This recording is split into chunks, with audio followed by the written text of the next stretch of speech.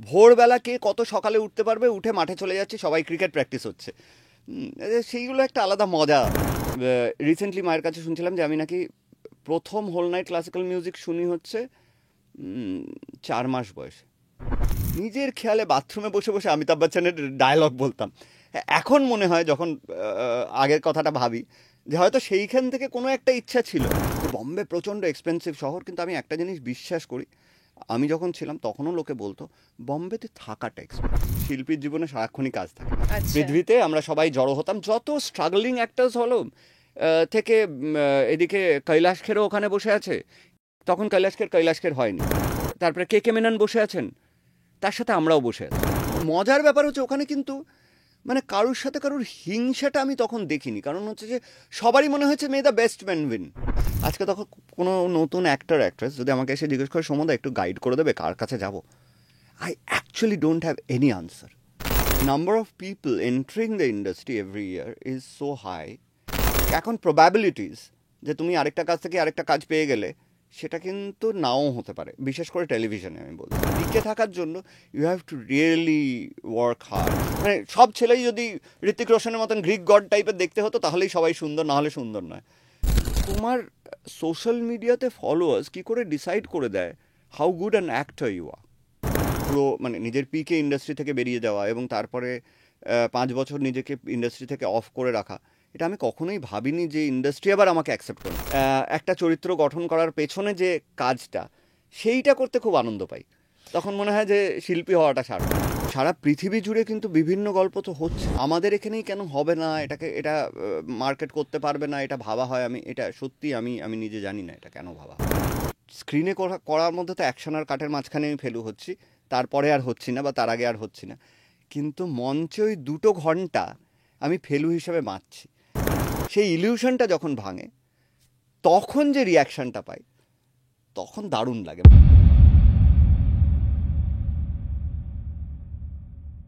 সঙ্গে সঙ্গীতায় আপনাদের সঙ্গে আমি সঙ্গীতা। আজকের এই পডকাস্টে আমাদের সঙ্গে আছেন অভিনেতা সৌম্য ব্যানার্জি। আমরা জমিয়ে গল্প করলাম, এমন অনেক কথা জানতে পারলাম সৌম্যদার কাছ থেকে, যে কথাগুলো হয়তো অনেক দিন না বলা থেকে গিয়েছিল। তার কেরিয়ার থেকে শুরু করে ব্যক্তিগত জীবন, সব দিক নিয়ে আলোচনা হয়েছে আজকের এই পডকাস্টে। তাই সব জানতে হলে সঙ্গে থাকতে হবে।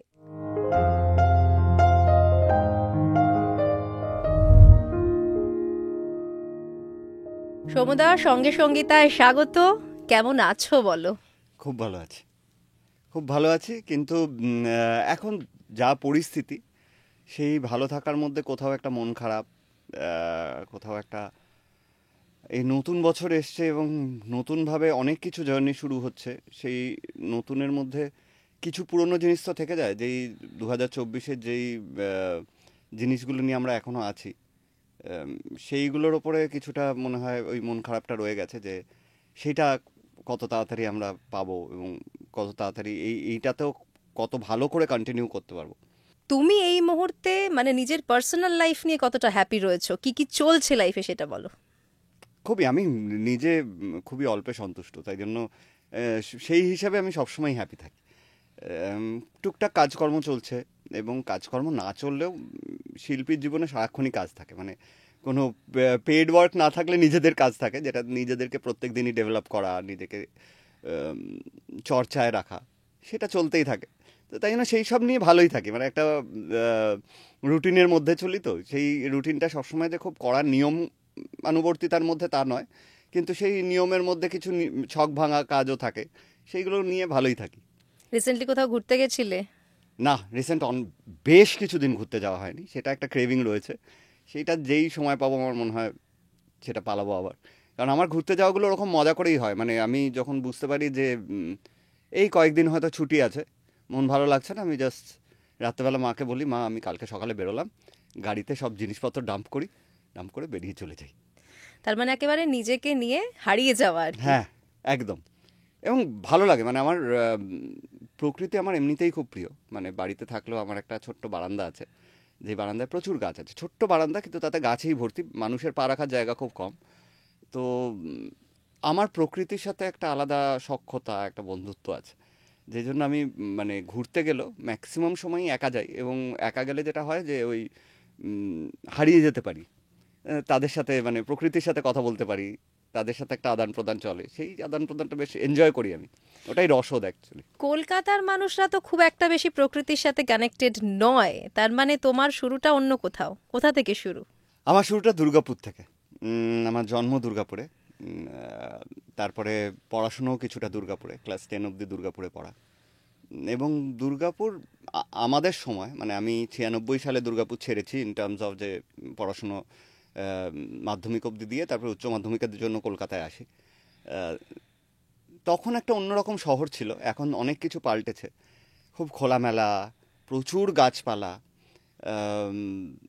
বড় বড় মাঠ, খেলার জায়গা প্রচুর। আর আমরা ছোটোবেলায় ওই খেলাধুলো, ওই নিজেরা গাছে চড়ছি, দোলের সময় পলাশ ফুল পাড়ছি, সেগুলো দিয়ে জল ফুটিয়ে রং তৈরি হচ্ছে, কোনো আর্টিফিশিয়াল রং ব্যবহার হচ্ছে না। পাড়ার সমস্ত বন্ধু বান্ধবরা হ্যাঁ, মিলে ওই যে আর্টিফিশিয়াল রং ব্যবহার না করা, হঠাৎ এটাতে এলাম, তার কারণ হচ্ছে যে ওই যে পলাশের রংটা খুব মিস করি, যে খালি পলাশ গাছে হচ্ছে তা নয়, আমরা সেই গিয়ে তুলে সেটা বড় হাঁড়িতে মা ফুটিয়ে দিতেন, দিয়ে ওগুলোকে ছেঁকে রং তৈরি করা হচ্ছে, ওগুলো জানি আমরা জামা থেকে উঠবে না। হ্যাঁ, সেই সেই আমার মনে হয় প্রকৃতির কানেকশনটা ওখান থেকেই। একদম, আমিও এটা ফিল করতে পারি, কেননা আমিও কলকাতায় কাজের সূত্রে এসে রয়ে গেলাম, কিন্তু ছোটবেলাটা এইরকমই কেটেছে, মানে একটা খোলা মেলা জায়গা যেখানে প্রাণ ভরে শ্বাস নেওয়া যায়। তুমি কোথায় ছিলে? রানাঘাট। ও বাবা, দারুণ। আমার ছোটবেলা এরকম গাছে চড়া, নদীতে সাঁতার কাটা, সবকিছু ছিল। এখন তো এখানে তাই ধরো এখনকার প্রজন্ম যারা ধরো এখন ছোট ছোট, তারা তো কিছুই পায় না এগুলো আমরা যেগুলো ছোটবেলায় দেখেছি। মাঠে খেলাটাও মনে হয় বন্ধ হয়ে গেছে ম্যাক্সিমাম, মানে ওইটা আমি খুব মানে মনে হয় যে ওরা হয়তো আমার ভাগ্নে আছে যার 12 বছর বয়স, সে এখন একটা ফুটবলের ইয়েতে ভর্তি হয়েছে বলে, ক্যাম্পে ভর্তি হয়েছে বলে সে এখন মাঠে খেলতে পারে, কিন্তু আমি নর্মালি দেখেছি না না, নেই। ওদের মাঠে খেলার মাঠই তো পায় না খুব একটা, মাঠই নেই, এবং মাঠই নেই সেখানে। আর আমাদের তো পাওয়া যেত না, মানে স্কুল থেকে ফিরলাম নেই, এই যে ছুটিগুলোর জন্য আমরা অপেক্ষা করে থাকতাম, এই যে ক্রিসমাস ভ্যাকেশন বা উইন্টার একদম। ভ্যাকেশন, সামার ভ্যাকেশন, ভোরবেলা কে কত সকালে উঠতে পারবে, উঠে মাঠে চলে যাচ্ছি, সবাই ক্রিকেট প্র্যাকটিস হচ্ছে। সেইগুলো একটা আলাদা মজা ছিল ছোটবেলায়, প্রত্যেকটা যেগুলো ছুটিতে তো আমরা প্ল্যান করে রাখতাম যে কি কি খেলা হবে, হ্যাঁ টিভিতে কি কি দেখা হবে, সেইগুলো প্ল্যানিং থাকতো। এখন তো বাচ্চাদের মোবাইল হাতে, আর কিছু লাগে না ওদের। ওইটাই আমি ওটাতেই আসছিলাম। এখন মনে হয় টেকনোলজি এসে ওইটাকে আমাদের নষ্ট করে দিয়েছে। এখন আমাদেরও মনে হয়, এই রিসেন্টলি আমাদের একটা থিয়েটার দল আছে, মানে আমার নয়, মানে আমি থিয়েটার দলের সাথে যুক্ত, অঙ্কুর বলে, ওদের একটা পিকনিক হলো। পিকনিক মানে হচ্ছে সকাল থেকে গিয়ে আমরা ক্রিকেট খেলছি, 5খানা ম্যাচ খেলা হলো সেখানে। আর সেই তখন ওই ছোটোবেলাগুলোর ফিলিং আসে, কিন্তু তারপরে বুঝতে পারি ও গা হাত পায়ে ব্যথা হচ্ছে। যে বয়স হচ্ছে। না, এটা হচ্ছে অনভ্যাস, বয়সের সাথে কিছু একদম। সম্পর্ক নেই আমার মনে হয়, অনভ্যাস। একদম ওই অনভ্যাস। মানে যতই এক্সারসাইজ করি যাই করি, মাঠে দৌড়ানো, মাঠে খেলা, আমরা ভুলে আর তার যাচ্ছি সাথে আস্তে এক্সারসাইজ, কারণ মাঠে খেলার সময় তো অনেকগুলো মাসল কাজে আসে, যেগুলো আমরা নর্মাল এক্সারসাইজে সেগুলোকে কাজে লাগাই না। তো সেই জন্য আমার মনে হয় তখন কিন্তু ওই ওটা ফান, মানে ওইটার জন্য আমরা এখনও, মানে আমার মনে হয় ওই 29-30 ডিসেম্বর নাগাদ পিকনিকটা হয়, ওটা আমি এখনও মানে উদ্গ্রীব হয়ে থাকি যে কবে পিকনিকটা হবে, আবার খেলাধুলো হবে। এবং প্রত্যেকবারই আমাদের একটা মানে কথা হয় যে এই শোন, এবার থেকে রোববার করে আমরা খেলবো। সেটা তো হয় না, কিন্তু ওই কথাটা হয় যে এবার থেকে রোববার করে এটা খেলাধুলো এটা করা মানে হবে। যারা ধরো মোটামুটি এই এজে রয়েছে তাদের সবারই এরকম প্ল্যানিং হয় যে খেলাটা তাহলে রাখতেই হবে। হ্যাঁ, এটা করলেই ভালো হতো, পড়াশোনাটা না থাকলেই ভালো হতো। তো পড়াশোনা না থাকলে ভালো হতো বলছো, পড়াশোনা করতে করতে তো অনেক দূর অবধি চলে গিয়েছিলে, সেই গল্পটা একটু বলো। ক্লাস 10 যেরকম তোমায় বললাম দুর্গাপুর, তারপরে আমি যেহেতু দুর্গাপুরেও জেভিয়ার্সেই পড়তাম, সেই সূত্রে কলকাতা জেভিয়ার্সে পড়াশোনা শুরু করলাম, সায়েন্স নিয়েই পড়লাম। তখন সবাই খুব বলেছিল, তখন আমাদের সময় চল ছিল যে এ হয় ইঞ্জিনিয়ার হবে, নাহলে ডাক্তার হবে, তার বাইরে কিছু নেই। আর আমি যখন ছোট, তখন মানে ওই 11-12 যখন ভর্তি হই, তখন থেকে আমাদের সিনিয়রদের বলেছিলাম, আমি হস্টেলে থাকতাম, তো সিনিয়রদের বলেছিলাম যে আমি করবো না, আমি জয়েন্টও দেবো না, আমি মেডিকেল। বলছে হবেই না, তুই এইসব বলছিস, ঠিক 12-এ গিয়ে তুই এগুলো দিবি। ফাইনালি আমি দিইনি, এবং একটা মিস অ্যাপ হয়েছিল আমার সাথে 12-এ পড়াকালীন। আমার একটা জাস্ট 12-এ যখন উঠেছি, তখন একটা বিচ্ছিরি অ্যাক্সিডেন্ট হয়েছিল। জেভিয়ার্সের হস্টেল থেকে পড়ে গিয়ে আমার কোমরে একটা হাড় ভেঙে গেছিলো, সেটার জন্য প্রায় একটা বছর নষ্ট হয়, এবং তার পরের বছর পরীক্ষা দিই। এবং তারপরে আমার প্রথম ইচ্ছা ছিল যে আমি ম্যাথামেটিক্স নিয়ে পড়বো, কিন্তু ওই 11-12-এ একটা রেজাল্টের গন্ডগোল হয়, যেই গন্ডগোলটার জন্য ম্যাথসটা নিয়ে আর পড়া হলো না। তখন ভাবলাম যে সব গেল আমার স্বপ্ন, আমি তো ম্যাথস নিয়ে পড়বো হয়েছিলাম। আর তখন তো ছোটবেলায় ম্যাথস নিয়ে মানে আমাদের সময় এরকমই ছিল, আমরা বিভিন্ন বইতে, এখন তো মোবাইল আছে, লোকে সবার সম্বন্ধে সব কিছু জানতে পারে, আমাদের বিভিন্ন বই যেগুলো আমাদের হাতে আসতো সেগুলো নিয়ে পড়াশুনো করা হতো। সেগুলোতে শ্রীনিবাসম রামানুজমের কথা শুনেছিলাম, আমার মনে হতো আমি রামানুজম হব, হ্যাঁ, ম্যাথামেটিশিয়ান নয় রামানুজম হব, সেইটা থেকে ইচ্ছা। কিন্তু ওই 12-এর রেজাল্টটা সেরকম হলো না, যদিও সারা জীবন ধরে রেজাল্ট ভালো হয়েছে, বিশেষ করে ম্যাথামেটিক্সে। ওখানে কিছু একটা হলো যেটার জন্য হলো না। তখন মনে হলো কি পড়বো, আমি খুব ডিপ্রেস যে আর পড়াশোনা হবে না, পড়াশোনাটা ছেড়ে দেবো। তখন মা শুনতে পেলেন যে মায়ের এক বন্ধুর ছেলে, সে ঔরঙ্গাবাদে মাইক্রোবায়োলজি নিয়ে পড়ছে। মা বললো, তোকে আমি দিচ্ছি কিছু বইপত্র, তুই একবার ঘেঁটে দেখ তোর ভালো লাগে কি না, তাহলে তোকে আমি ঔরঙ্গাবাদে পাঠাবো বলে। তারপরে সেইখান থেকে ঔরঙ্গাবাদে ফার্স্ট ইয়ার করার পরে ওখান থেকে বম্বে, এবং 3rd ইয়ার অবধি বম্বেতেই পড়েছি, বম্বের উইলসন বলে একটা কলেজে, যেখানে খুব বিখ্যাত কলেজ। তো ওই কলেজে 3rd ইয়ার অবধি পড়ি। 3rd ইয়ারের ফাইনাল এক্সামিনেশনটা বদমাইশি করে দিইনি, খুব শরীর খারাপের ভান করে। কেন দিলেন না? তখন মায়ের সাথে আমার একটা ডিল ছিল যে আমি যখন 11-12-এর পরে যখন আমার স্বপ্নটা ভঙ্গ হয় যে আমি ম্যাথামেটিক্স নিয়ে আর পড়তে পারবো না, তখন মায়ের সাথে আমি, কারণ আমার বাড়িতে না ছোটোবেলা থেকে আর্ট অ্যান্ড কালচারের একটা প্রচণ্ড প্রভাব, একটা প্র্যাকটিস এটা হতো, কারণ মা নিজে হিন্দুস্তানি ক্লাসিক্যাল ভোকালিস্ট ছিলেন। তো আমি মায়ের পেট থেকে গান শুনতে শুনতে বড় হয়েছি, এবং পিওর ক্লাসিক্যাল মিউজিক। এবং ছোটোবেলায় মায়ের হাত ধরে, এই রিসেন্টলি একটা ঘটনা হলো, সেটা হচ্ছে যে জাকিরজি মারা গেলেন। আমার ছোটোবেলাটা ঘিরে এরা সবাই ছিলেন, মানে জাকির হোসেন তোমার দুর্গাপুরে প্রোগ্রাম করতে আসছেন, মায়েরাই হোস্ট, মায়ের সুবাদে ওনার সাথে গিয়ে গ্রিন রুমে দেখা করছি, মজা করছি, মায়ের কাছে গল্প শুনছি। তখন হার্ড কপি ফটোগ্রাফের যুগ ছিল, হ্যাঁ, মায়ের সাথে ছবি দেখছি। হ্যাঁ, এদেরকে দেখে বড় হয়েছি, তো একটা পার্ট অফ ছোটোবেলা চলে গেল জাকিরজির থ্রু দিয়ে। তো সেইখান থেকে এবং পাড়ার নাটক ছোটবেলায় তখন দুর্গাপুজোর সময়, তারপরে যে কোনো অকেশনে ধরো হ্যাঁ, তখন তো একটা চল ছিল। চল ছিল, গান হতো। মায়ের ওই গান গাওয়ার সুবাদে গানটা আমাদের মাস ছিল যে আমি শিখবই, শেখা হবেই, সারাদিন রাত শুনছি, গানের প্রতি একটা আকর্ষণ। মা হাত ধরে ধরে হোল নাইট ক্লাসিক্যাল মিউজিকে নিয়ে যেতেন শুনতে।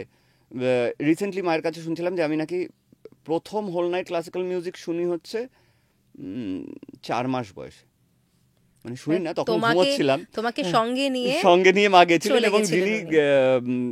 গাইছিলেন বসে, উনি বললেন যে এই বাচ্চাটার জন্য একটা হাততালি হোক, কারণ ও চুপ করেছিল সারাক্ষণ। হ্যাঁ, কখনো ঘুমোচ্ছে, কখনো ইয়ে করেছে, কিন্তু কখনো ডিস্টার্ব করেনি। হ্যাঁ, তো ওই সময় থেকে শুরু, যেহেতু 12-এর পরে, এবং স্কুলে কলেজে এবং তোমার ইয়েতেও, মানে পাড়াতেও গান, নাচ, আবৃত্তি খুব একটা করতাম না, খুব একটা, কিন্তু গান, নাচ এবং তোমার নাটক, এই তিনটেতে সমানভাবে রেগুলারলি, মানে ওটাতে অংশ নেওয়া একটা বড় ব্যাপার ছিল, যে ওটাতে থাকতেই হবে। এবং আমার মনে আছে আমার প্রথম নাটক ছিল হচ্ছে জুতা আবিষ্কার, রবীন্দ্রনাথ। আচ্ছা, আমাদের দুর্গাপুর স্টিল প্ল্যান্ট থেকে করিয়েছিল, তখন প্রথম রাজার অভিনয় করেছিলাম আমি ওটাতে। তখন মনে হয় তাহলে আমি 11-12-এর পরে যখন ওই ঘটনা ঘটলো, তখন আমি মাকে বললাম আমি তাহলে অভিনয় নিয়ে পড়াশুনো করব, এই প্রথম মনে হয়েছিল। কিন্তু আমি কেন মনে হয়েছিল আজকে সত্যিই বলতে পারবো না, কারণ আমার মনে আছে আমাদের বাড়িতে খুব একটা সিনেমা দেখার চল ছিল না, যে তুমি গান শোনো। ওই কখনো বাবা হয়তো নিয়ে এলেন, বা কোনো একটা অকেশন হলো, সবাই এসছে, তখন একটা কোনো স্পেসিফিক সিনেমা মা বলেছেন যে হ্যাঁ এটা দেখো, এটা ভালো সিনেমা, তখন আমরা দেখা হলো। নাহলে ভিসিআরে দেখা হতো না, হ্যাঁ, তখন ভিসিআরে দেখা হতো। হ্যাঁ, তো নিয়ে আসা হলো, দেখা হলো। আমার মনে আছে যখন অমিতাভ বচ্চনের সিনেমা হতো, তখন আমাদের তো তখন এরকম নিজের আলাদা করে একটা ঘর সেটা হতো না, খেলাধুলো এটাই জগৎ, আর ঘর মানে সবার একসাথে, আমার বোনের একটা ঘর। হ্যাঁ, এবার নিজের স্পেস, যে মি টাইম, সেটা তো অন্য কোথাও পাওয়া যেত না। আমার মনে আছে অমিতাভ বচ্চনের সিনেমা দেখার পরে আমি বাথরুমে গিয়ে নিজের খেয়ালে বাথরুমে বসে বসে অমিতাভ বচ্চনের ডায়লগ বলতাম। এখন মনে হয় যখন আগের কথাটা ভাবি, যে হয়তো সেইখান থেকে কোনো একটা ইচ্ছা ছিল কিন্তু সেই ইচ্ছেটা কখনোই খুব বড় হয়ে দেখা দেয়নি। 11-12-এর পরে তখন অনেকগুলো বন্ধু হয়েছিল যারা রবীন্দ্রভারতীতে পড়তো, হ্যাঁ, তাদের সাথে আলাপ হয়েছিল। তখন মনে হয়েছিল তাহলে আমি অভিনয় নিয়ে পড়াশুনো করি। রবীন্দ্রভারতী ছাড়া কোনো উপায় ছিল না, রবীন্দ্রভারতীতে নিয়ে পড়াশুনো করি। কিন্তু মার ইয়ে ছিল যে না, তুমি করো, তুমি যেটা সায়েন্সে তোমার, থাকতেই হবে, না সায়েন্স সায়েন্সে ব্যাকগ্রাউন্ডে থাকতে হবে বলে নয়, মায়ের সায়েন্স আর্টস বলে কিছু ছিল না, কিন্তু তুমি একটা প্রপারলি গ্র্যাজুয়েশন করো, তারপরে তোমার যেটা ইচ্ছা তুমি করো। তুমি আমাকে গ্র্যাজুয়েশনটা করে দাও, তারপরে যাতে তোমার কখনো যদি মনে হয় যে না আমি এটা করব না, আমি প্রফেশন চেঞ্জ করবো, যাতে তোমার ফল ব্যাক করার জায়গাটা থাকে, একটা বেসিক এডুকেশন থাকে। হুম। আর তখন এত কিছু খোলাও ছিল না, মানে সবাই জানতো না, এত কিছু সম্বন্ধে অ্যাওয়ারনেস ছিল না, অ্যাওয়ারনেসই ছিল না। তো তখন এবার থার্ড ইয়ারে পড়ার সময় আমার মনে হলো যে ফাইনাল এক্সামের সময় আমার তো হয়ে গেছে, আমি যা যা বলেছিলেন মা আমি করে ফেলেছি, এইবার আমি আমার নিজের পথে চলবো। তো থার্ড ইয়ারের পরীক্ষাটা যদি দিয়ে ফেলি, তখন যদি আমাকে ফোর্স করা হয় মানে এরপরে তাহলে তুমি মাস্টার্সটা করো, তারপরে পিএইচডি করো, রিসার্চ করো, বললাম না, এটা আমি করবো না। তো শরীর খারাপের বাহানা করে বিভৎস একটা অভিনয় করে, হ্যাঁ, মানে অভিনয়টা শুরু ওখান থেকে হলো, ওখান থেকে। এইটা মা শুনলে যে মা কি মারবে আমাকে এখনো, কারণ মা হয়তো এখনো এটা জানেন না যে সেদিনের ওটা অভিনয় ছিল। দিয়ে ওখান থেকে অ্যাকচুয়ালি সেকেন্ড ইয়ারে পড়াকালীন আমাদের একটা সময় ছিল যে সামার ভ্যাকেশনের সময় আমরা কেউ বাড়ি আসিনি, আমাদের 30 জনকে সিলেক্ট করা হয়েছিল সেকেন্ড ইয়ার থেকে যে একটা ওয়ার্কশপ হবে। সেই ওয়ার্কশপটা বিভিন্ন ফিল্ডে, ধরো অ্যাডভার্টাইজিংয়ের কেউ এলো, আমাদের একদিনে একটা ওয়ার্কশপ নিল, যোগা অ্যান্ড স্পিরিচুয়াল গুরু কেউ একজন এলো, উনি একদিনের ওয়ার্কশপ নিলেন, এরম করে মিউজিক ইন্ডাস্ট্রিরও। আর তখন কলেজে পড়াকালীনও আমি প্রচুর মানে থিয়েটারের শো, মানে কলেজের থিয়েটার যেটুকুন, কলেজের নাটকের যে শোজ বা গানের শোজ সেগুলোর সাথে যুক্ত ছিলাম, মানে করতাম রেগুলারলি। এবং তাই তখন মনে হয়েছিল যে না, তাহলে আমি মিউজিক নিয়েই একটু কিছু করি। তো ওই সেকেন্ড ইয়ারে পড়াকালীন আমাদের ওই 1 মাসের ওয়ার্কশপটার পরে আমাদের 1 মাসের একটা ইন্টার্ন করতে হতো, যে তুমি 1 মাস কোথাও গিয়ে একটা কাজ করো তোমার পছন্দের ফিল্ডে, তোমাকেই যেতে হবে, তোমাকেই ওনাদের কনভিন্স করতে হবে। তখন আমি স্পেকট্রাল হারমোনি, আমার মনে আছে এখনও, ইয়ে সাউন্ড স্টুডিওটার নাম স্পেকট্রাল হারমোনি, গিয়ে বিশ্বদীপ দার সাথে দেখা করলাম। বিশ্বদীপ দা তখন দেবদাসের মিউজিক করছেন, মানে সাউন্ড রেকর্ডিং ইঞ্জিনিয়ার ছিলেন উনি। তো ওই রেকর্ডিংগুলো করছেন। তখন আমি গিয়ে একদিন সারাদিন বসে থেকে ওনাকে বলি যে এরকম আমাদের কলেজ থেকে একটা এরকম ওয়ার্কশপ আছে, ইন্টার্ন করতে হবে, আমি আপনাকে জাস্ট, মানে তখন তো বুঝতাম না এটা, আমি বলেছি অ্যাসিস্ট করতে চাই, কিভাবে কি করে, খায় না মাথায় দেয়, সাউন্ড রেকর্ডিং ইঞ্জিনিয়ারিং কিছুই জানি না, সেখানে তো অ্যাসিস্ট তো করতে হবে না, অবজার্ভার হিসেবে, এখন বুঝতে পারি সেটাকে অবজার্ভার বলে, হ্যাঁ, অবজার্ভার হিসেবে কাজ করি। তো উনি বললেন হ্যাঁ কালকে থেকে এসো। তো তারপর থেকে তো ওই 1 মাস ওখানে করার পরে তখন বিশ্ববিদ্যালয় বলেন যে শোন, তোর তো গান গাওয়ার ইচ্ছা, তখন আমি অভিনয় করবো জানি না, তোর তো গান গাওয়ার ইচ্ছা, তুই একটা কাজ কর, তুই কোনো মিউজিক ডিরেক্টরকে অ্যাসিস্ট করা, না আমি তো কাউকেই চিনি না। তো বিশ্ববিদ্যালয় তখন প্রীতমের সাথে আলাপ করিয়ে দেয়। তারপরে প্রীতমের সাথে দীর্ঘ 4 বছর পথ চলা একসাথে, 4-5 বছর প্রায়, 2004 অবধি।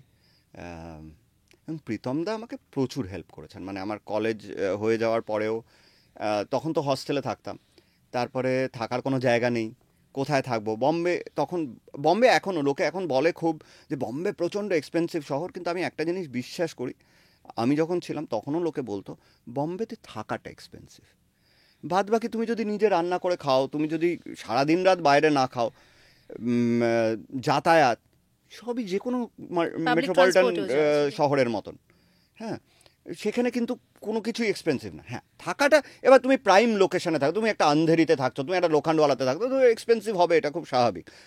মানে এখানে অনেকটা ওই রকম, আমি পার্ক স্ট্রিটে গিয়ে থাকছি, আমার কাজের জায়গা টালিগঞ্জে, আমি সেরকম একটা খুব পশ এরিয়ায় গিয়ে থাকছি, সেই জায়গাগুলোতে থাকলে তো এখানেও এক্সপেন্সিভ, কিন্তু হ্যাঁ বম্বেতে থাকাটা এক্সপেন্সিভ। তো তখন প্রীতম দা বলে তোকে কিচ্ছু চিন্তা করতে হবে না, তুই আমার, প্রীতম দা এখানে ছোট্ট স্টুডিও ছিল লোখান্ডওয়ালাতে, লোখান্ডওয়ালা নয় ওটা, ঠিক ওটা ওশিওয়ারা ওই জায়গাটার নাম।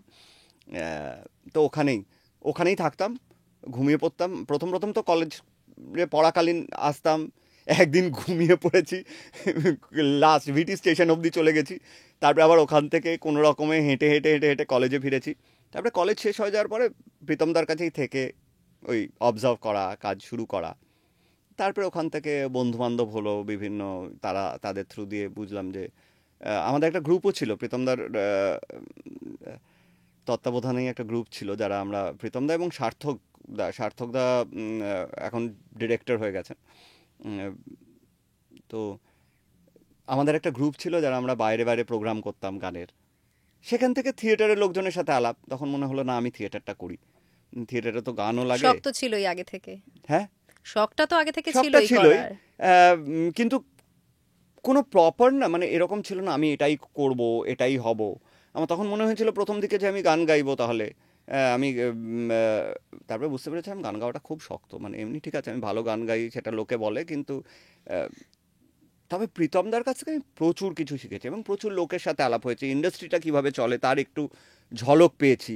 খানিকটা আইডিয়া। হ্যাঁ, তারপরে ওই একদিকে থিয়েটার শুরু করলাম, আর নিজের সাস্টেনেন্সের জন্য তখন ভয়েস ওভার আর্টিস্ট হিসেবে কাজ করা শুরু করলাম। বিভিন্ন ডাবিং করতাম তোমার অ্যাড ফিল্মসে, তারপরে সিনেমায়, ধরো ইংরেজি সিনেমা বা কোনো জাপানিজ সিনেমা বা অন্য কোনো ভাষার সিনেমা, সেটা বাংলায় ডাব হচ্ছে, এঞ্জেল ভিডিও খুব করতো তখন প্রচুর। ওই ডাবিং করে করে যখন স্ট্রাগল সময়টা, যেটা মানুষ বলে যে এটা কাজ করতে চাই আর কাজ পাওয়ার সময়টাকেই তো আমরা স্ট্রাগল সময় বলি, কিন্তু আমি একটা স্ট্রাগল কথাটাতে আমার খুব একটা আপত্তি আছে, কারণ আমার মনে হয় ওটাই হচ্ছে সেই সময়টাই হচ্ছে সব থেকে বেশি শেখার সময়। একদম, মানুষ ওই সময়, কারণ ওই সময় যদি আমি কাজ পেয়ে যেতাম তাহলে হয়তো কিছুই শেখা হতো না, পৃথিবীটা দেখা হতো না। এবং পৃথিবী না দেখা হলে আমার মনে হয় কোনো শিল্পই, পৃথিবী না দেখা হওয়া, মানুষজন না দেখা, প্রকৃতি না দেখা, তাহলে হয় না। মানে তার ইনফ্লুয়েন্স না থাকলে আমার কোনো নিজস্ব কিছু ডেভেলপ করবে না। তারপর বম্বে থেকে কলকাতায় আসাটা কিভাবে হলো? বম্বেতে থাকাকালীন থিয়েটার শুরু, আমি পণ্ডিত সত্যদেব দুবে জি ওনার কাছে থিয়েটার শুরু করি। আমারই এক বন্ধু রিসেন্টলি এসেছিলো এখানে, ওদের একটা শো হলো ঘনশ্যাম বলে। ও আমাদের একটা টিম ছিল, আমরা সবাই মনে আছে সন্ধ্যাবেলা, এবং কি সুন্দর কালচার দেখো, মানে আমাদের সন্ধ্যাবেলাটা পৃথ্বী থিয়েটারের ওখানে কাটতো। পৃথ্বীতে আমরা সবাই জড়ো হতাম, যত স্ট্রাগলিং অ্যাক্টার্স হলো থেকে এদিকে কৈলাশ খেরও ওখানে বসে আছে। তখন কৈলাশ খের হয়নি, হ্যাঁ, আল্লাহকে বান্দে রিলিজ করেনি। হ্যাঁ, তারপরে কে মেনন বসে আছেন, তার সাথে আমরাও বসে আছি। কে মেনন তখন সবে সবে উঠছেন, আর আমরা পুরোপুরি কিছুই জানি না। সবাই এসে একে অপরকে খবর দিচ্ছে যে এই শোন এখানে অডিশন হচ্ছে, এখানে চলে যা, কালকে এখানে চলে যাস কিন্তু। হ্যাঁ, সবাই এসে একে অপরকে খোঁজ দিচ্ছে যে কোথায় গেলে অডিশন দেওয়া যাবে, কোথায় গেলে মানে কিভাবে কি কাজটা করা যাবে, কোথায় গেলে মানে তুমি আচ্ছা ঠিক আছে, কেউ পেলো তাতে সবার আনন্দ, এই তুই একটা এই পেয়েছিস, তুই কিন্তু খাওয়াবি। খানিকটা বলতে পারো যে ডেইলি জব ফেয়ারের মতো আর কি। হ্যাঁ, এবং মানে মজার ব্যাপার হচ্ছে ওখানে কিন্তু মানে কারোর সাথে কারোর হিংসাটা আমি তখন দেখিনি, কারণ হচ্ছে যে সবারই মনে হয়েছে may the best man win. আর বেস্ট ম্যান উইনের পরেও সবার ইয়ে হতো যে আরে বন্ধুই তো জিতেছে, সবাই মিলে আনন্দ করো, ইয়ে করো, এক্সপেরিয়েন্স করো। হ্যাঁ, মানে ওইটা না, আজকে যখন আমার খুব খারাপ লাগে, এখন মন খারাপও হয়, আজকে তখন কোনো নতুন অ্যাক্ট্রেস যদি আমাকে এসে জিজ্ঞেস করে সমুদা একটু গাইড করে দেবে কার কাছে যাব, I actually don't have any answer. আমার কাছে সত্যি আমি তাকে গাইড করার মতন কিছু নেই যে কার কাছে গিয়ে ও বলবে যে আমি স্ক্রিনে কাজ করতে চাই, আমি থিয়েটার করেছি বা একদম নতুন শিখছি, তাহলে আমি কিভাবে কার কাছে গেলে আমি প্রপার চ্যানেলে যেতে পারবো। ওইরমভাবে এখনও বম্বেতে হয়তো 100টা কাস্টিং এজেন্সি আছে, লোকে 6টার নাম বলে দেবে তোমাকে, সেই 6টার মধ্যে তুমি দিলে অ্যাটলিস্ট তুমি জানো কোথা থেকে অডিশন দেবে, কিভাবে যাবে। এখানে কিছু নেই, এখানে সাধারণ মানুষ গিয়ে সেই একটা মানে যে ধরো থিয়েটার করে, আমার তো থিয়েটারের ছেলেপিলে যাদের সাথে রেগুলারলি আলাপ হয় থিয়েটার করার দরুন, তারাও বলে যে সমুদা একটু গাইড করো না কার কাছে যাব। আমি সত্যিই জানি না, কারণ আমি বললেই যে সেই মানুষটা এন্টারটেইনড হবে সেটার গ্যারেন্টি নেই। তার কারণ হচ্ছে আমি এরকমও দেখেছি, আমার সাথে কাজ করতো টেলিভিশন সিরিয়ালেই, এবং সে একটা খুব ইম্পর্টেন্ট চরিত্র করতো। পরবর্তীকালে ও 5-6 মাস বম্বেতে গেছিলো, ফিরে এসে বললো সমুদা কাউকে একটু রেফার করে দেবে, আমি যাব। প্রপার কাজ করেছে, সে টেলিভিশন সিরিয়ালে ওয়ান অফ দ্য লিডস করেছে, তাই গেছি, তার সাথে খারাপ ব্যবহার করেছে। সে যখন 2বারের বেশি 3বার ফোন করেছে তখনই খারাপ ব্যবহার করেছে।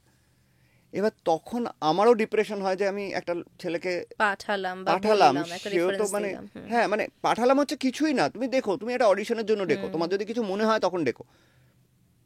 সেইটা এখন মনে হয় আমাদের এইখানে এখনো খুব মানে ওই জায়গাটা না মানে কাঁচা, মানে ওই নতুন আর্টিস্ট উঠে আসে মানে তাহলে কেউ তোমাকে না চেনে না বা তোমার কোনো থিয়েটার দেখেনি, বা তুমি অলরেডি কাজ করছো না, তাছাড়া তোমার এন্ট্রিটা খুবই ডিফিকাল্ট।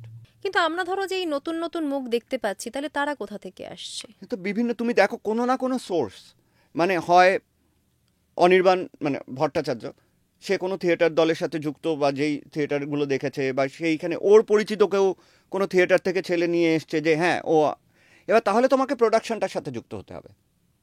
অ্যাজ অ্যান অ্যাক্টর আমি যদি প্রোডাকশনের সাথে যুক্ত না হয়ে থাকি, আমি তাহলে কিন্তু কোনো কাউকে গাইড করাটা আমার খুব মুশকিল। ডিরেক্ট কোনো চ্যানেল নেই। ডিরেক্ট কোনো চ্যানেল নেই, মানে ইনফ্যাক্ট এটা দরকার যে কাস্টিং এজেন্সিজ দরকার, যারা মানে আজকে কেউ নতুন এলে আমি তাকে বলতে পারবো যে তুমি, বা পুরনোদেরও সব সময়, মানে আমার সাথে যদি তোমার যোগাযোগ না থাকে, তুমি তো আমার মানে তুমি যখন লিখছো কিছু, তোমার আমার নামটা নাই মনে থাকতে পারে, তক্ষুনি হয়তো কালকে তোমার সাথে দেখা হয়েছে, তখন মনে পড়লো আরে সময় তো আছে, তাহলে আমি সম্মুখে বলি এই রোলটার জন্য। কিন্তু যদি দেখা না হয়, তাহলে কি আমার ডিউটি যে তোমাকে আমি রেগুলারলি ফোন করে বলবো যে স্যার আমি আছি, স্যার আমি আছি? এটা খুব অস্বস্তিকর একটা সিচুয়েশন, তাই এবার না? কি হয়, কাস্টিং এজেন্সি থাকলে একটা কাস্টিং এজেন্সি তখন ওইভাবে ওয়ার্ক করতে পারে যে ঠিক আছে, এই এজ গ্রুপ, এইরকম ক্যারেক্টার, এইরকম লুক ওয়াইজ তোমার কিরকম লুক চাই, সেই অনুযায়ী এতজন আমি রয়েছে। তোমাকে এতজনের পাঠাচ্ছি, তুমি পিক অ্যান্ড চুজ করো। আমি তাদেরকে অডিশন করার জন্য পাঠালাম, অডিশন করলো, তারা অডিশন দিল, অডিশনে সিলেক্টেড হলো, এটা একটা প্রপার প্রসিডিওর। অডিশনে সিলেক্টেড হলো, and তারপরে যে সিলেক্টেড হলো সে কাজটা করুক, কোনো অসুবিধা নেই। কিন্তু সেটা তো নেই আমাদের এখানে। তুমি যখন প্রথম এসেছিলে তখন তুমি কিভাবে শুরু করেছিলে এখানে? হ্যাঁ, আমি যখন ওখানে, আমি বললাম আমি তোমাকে ডাবিং করতাম, আমাদের খুব ক্লোজ একজন, ওখানে গিয়ে রিলেটিভের মতনই হয়ে গেছে বম্বেতে থাকাকালীন, বাবুয়াদা বলে, বাবুয়াদা আমাকে এখানে, বাবুয়াদার এক ভাই আছে, তোমরা সবাই চেনো, ভাস্বরদা, তারপরে একটা অ্যাড এজেন্সির অ্যাসিস্ট্যান্ট ডিরেক্টর ছিলেন উনি, উনি আমাকে 2-3 জনের নাম্বার দিয়ে পাঠিয়েছিলেন যে এদের সাথে গিয়ে যোগাযোগ করো। তার মধ্যে কিউ ছিলেন, কৌশিকদা ছিলেন, মানে কৌশিক সেন ছিলেন, বাবান্দা ছিলেন, এরকম 3-4 জনের সাথে আমি র্যান্ডম দেখা করি যে আমি বম্বে থেকে এসেছি, আমাকে এরা তোমাকে নাম্বার দিয়েছে, এরা আবার 2-1 জনের কাছে পাঠায়, এরকম করতে করতে হয়। এবং 6 মাস, তার মধ্যে রবি স্যারের সাথে দেখা হয়, মানে রবি ওঝার সাথে, ওনার সাথে আমার একটা কাজ হওয়ার কথা ছিল, ফাইনালি হয় না। কিন্তু ওই ওনার একটা ওয়ার্কশপ, তখন উনি বলেছিলেন যে ওই সিরিয়ালটার জন্য করবেন, ওয়ার্কশপটার একটা পার্ট ছিলাম আমি, সেই থ্রু দিয়ে অনেকের সাথে আলাপ হয়, সেখান থেকেই আমার প্রথম কাজ অসম্ভব জি বাংলায়, সেটা হয়। আমি ধরো এখানে এসেছি জুন মাসে 2008-এর, আর না, এপ্রিল মাসে এসেছি, সেপ্টেম্বর অক্টোবর নাগাদ ওই কাজটা শুরু হয়। জি বাংলায় অসম্ভব বলে একটা সিরিয়াল, রবিন নাম্বিয়ার বলে একজন ডিরেক্ট করতেন, তো ওই চেনা পরিচিত। তারপরে তো ধরো ওটা করতে করতে তখন শুরু হলো, অগ্নি পরীক্ষা শুরু হলো, তখন অগ্নি পরীক্ষার সময় আমাকে ডাকলো, অ্যান্ড দেন মানে ওই তারপরে তো মানে তোমার একটা কাজ থেকে আরেকটা কাজ আসে, পরপর চলতে থাকে, তখন আর খুব একটা। তখন কি প্রসেসটা খুব স্মুথ হয়? মানে ধরো একটা কাজ তুমি খুব একটা ভালো জায়গা পেলে, দর্শকের কাছে খুব ভালো জায়গা পেলে, খুব ভালো রেসপন্স এলো, তারপরে জার্নিটা কি খুব সহজ হয়? দেখো, আমার জন্য খুব কঠিন ছিল না, কারণ আমার সত্যিই বলতে যে এইটা তো ইন্ডিভিজুয়ালি ম্যাটার করে। আর এখন যেটা হয়েছে, এখন number of people entering the industry every year is so high, যে ওখানে ধরো নতুন এত লোকে ঢুকছে প্রত্যেক বছর, সেখানে কিন্তু এখন প্রবাবিলিটিস যে তুমি আরেকটা কাজ থেকে আরেকটা কাজ পেয়ে গেলে, সেটা কিন্তু নাও হতে পারে, বিশেষ করে টেলিভিশনে আমি বলছি। কারণ টেলিভিশনে they are looking for new faces. হ্যাঁ, আজকে কারণ যথারীতি এটা দেখো, এটা খুবই একটা কমপ্লেক্স সিও, কারণ একজন যে হিট করে গেছে, সে 3-4টে কাজ করে নিয়েছে অলরেডি, সেখানে তার রেমুনারেশন সব কিছুই তো বেড়ে যায়। তার মানে যে তুমি নতুন আসছে তাকে অনেক কম দিয়েও চালানো যাবে। খুব স্বাভাবিক, তাই সে তো ধরো তার কোনো প্রিভিয়াস এক্সপিরিয়েন্স নেই, তুমি তো সবসময় বলতে পারো যে তোমাকে তো কাজ শেখানোও হচ্ছে, প্লাস তোমাকে মানে এটাই একটা জায়গা যেখানে তুমি কাজ শিখছো, তার জন্য তোমায় টাকা দেওয়া হচ্ছে, কিন্তু সেই কাজটা তো বেচাও হচ্ছে অ্যাট দ্য সেম টাইম। তো সেই ক্ষেত্রেও তো হয়, মানে এটা এখন কিন্তু অতটা সোজা নয়, মানে টিকে থাকার জন্য you have to really work hard, মানে এবং খালি ওয়ার্ক হার্ড মানে তোমাকে ভালো অভিনয় করতে হবে, তোমাকে নিজেকে ফিট রাখতে হবে, তোমাকে দেখতে ভালো হতে হবে, সেটা নয়। এবং তোমার সাথে একটু আগে কথা হচ্ছিল, এই দেখতে ভালোর কনসেপ্টটা আমি বুঝি না। মানে আমরা তো চারিপাশে যখন দেখি, ধরো যে কোনো গল্প যখন স্ক্রিনে হচ্ছে, সেটা তো আমাদের এই চারপাশেরই গল্প হওয়া উচিত।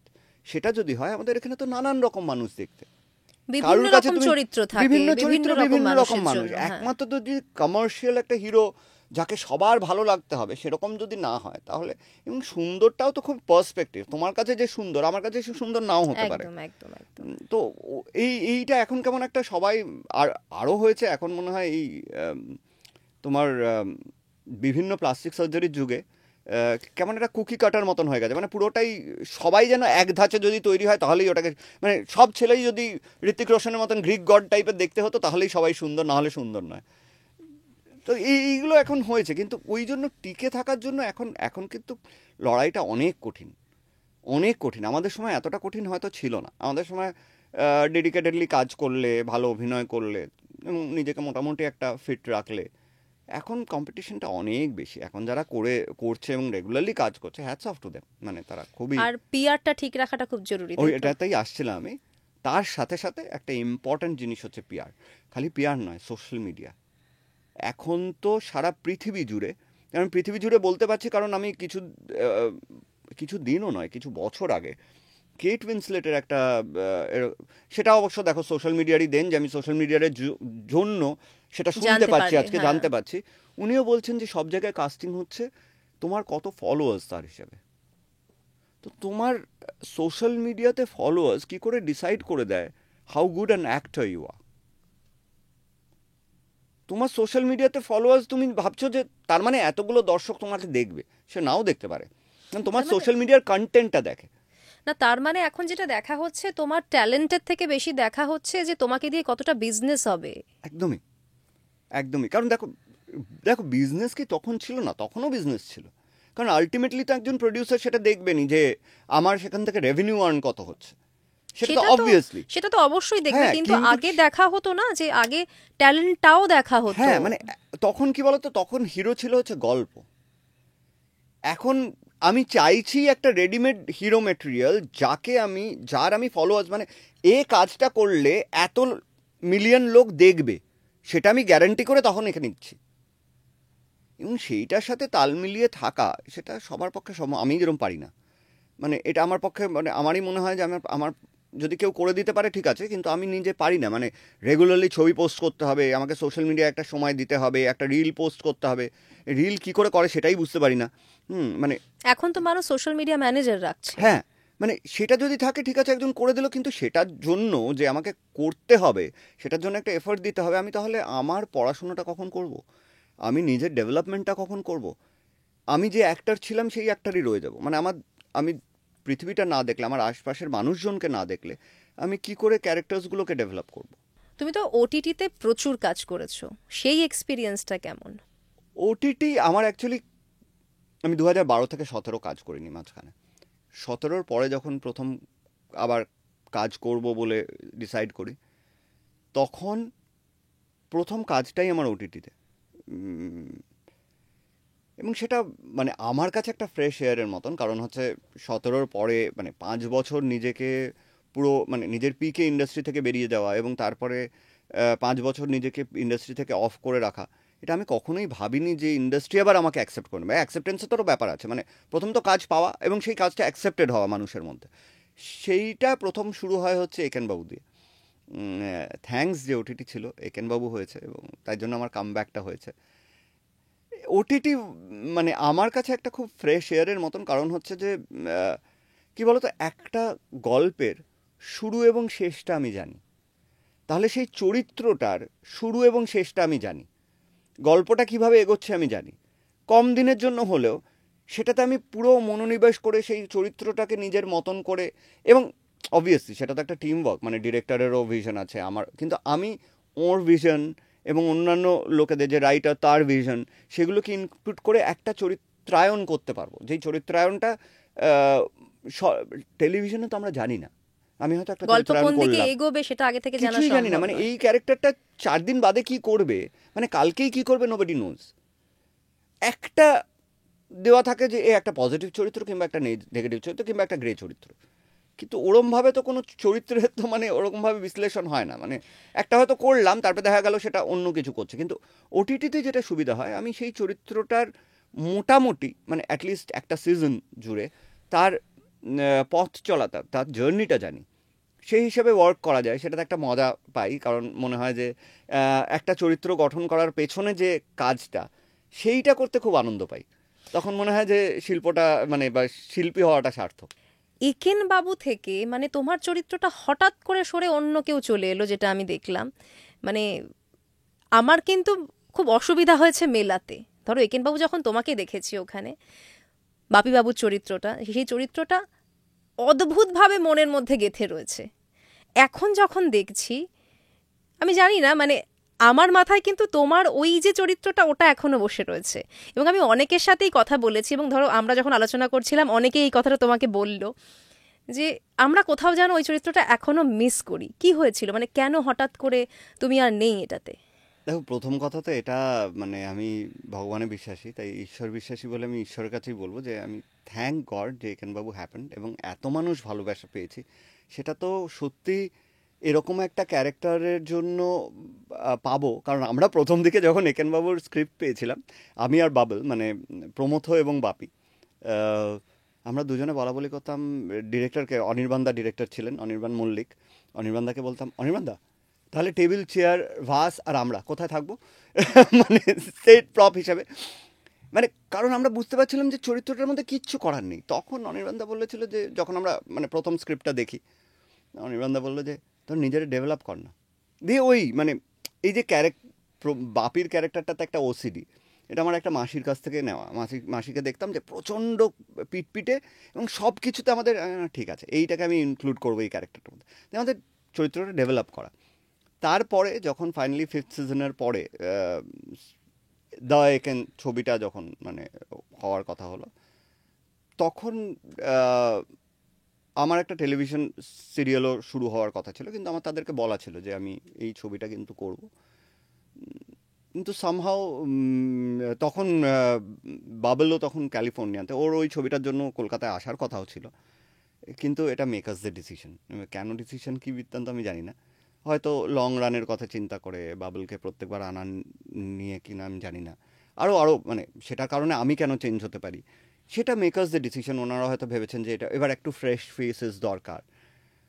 এবং আমার খুব খারাপই লাগে মানে সুহত্র এবং সমকের জন্য।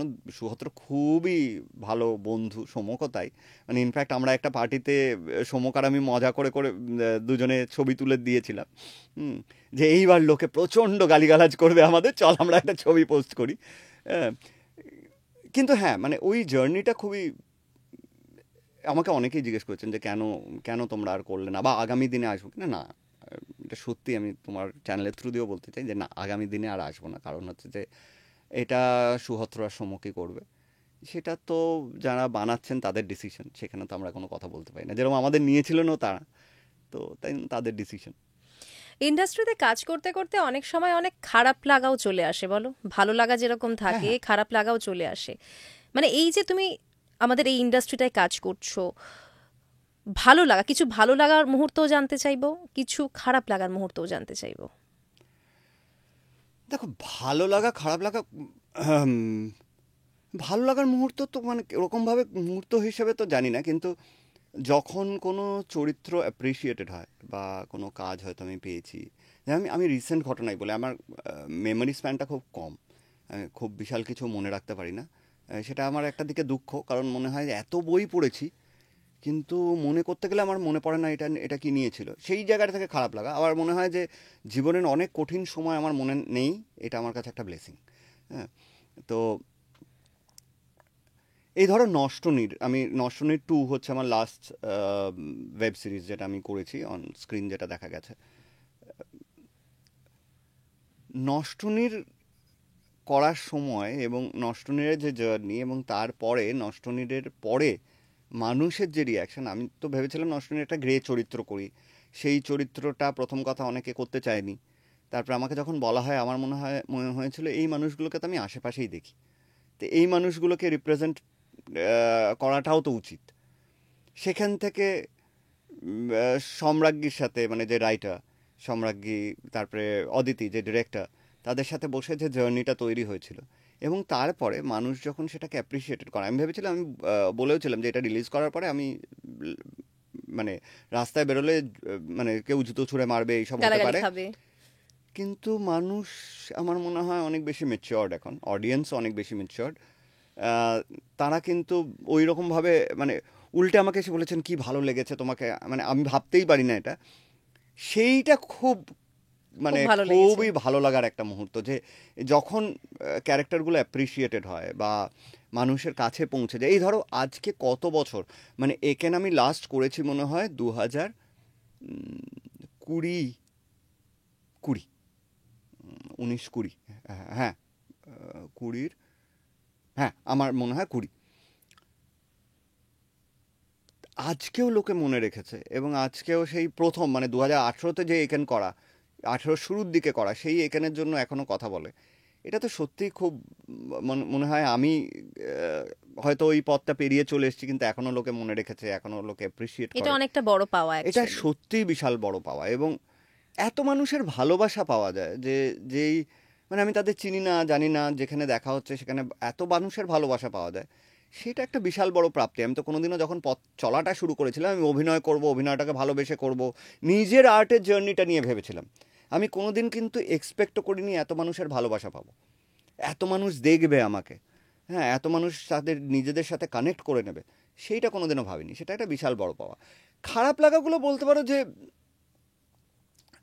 আহ, কখনো কখনো নিজেদেরকে মনে হয় যে আমি অক্ষম, মানে এইখানে দাঁড়িয়ে হয়তো এইটা করতে চাইছি বা এই ক্যারেক্টারটাকে এইভাবে ডেভেলপ করতে চাইছি, সেই সব জায়গায় কিছু কিছু প্রতিবন্ধকতা থাকে আমাদের এখানে, যেখানে তারপরে যখন ওয়ার্ল্ডের কন্টেন্ট দেখি তখন মনে হয় কত রকম কাজ হচ্ছে আমাদের এখানেও। এত ধরনের কাজ হলে হয়তো আমরা নিজেদেরকেও এক্সপ্লোর করতে পারতাম, যেটা করার জন্যই মানে এত স্ট্রাগলটা করা। আসলে স্ট্রাগলটা কি বলতো, যে কোনো ফ্রিল্যান্সারের পক্ষে যে স্ট্রাগলটা, একটা অভিনেতা হিসেবে হচ্ছে সেই স্ট্রাগল।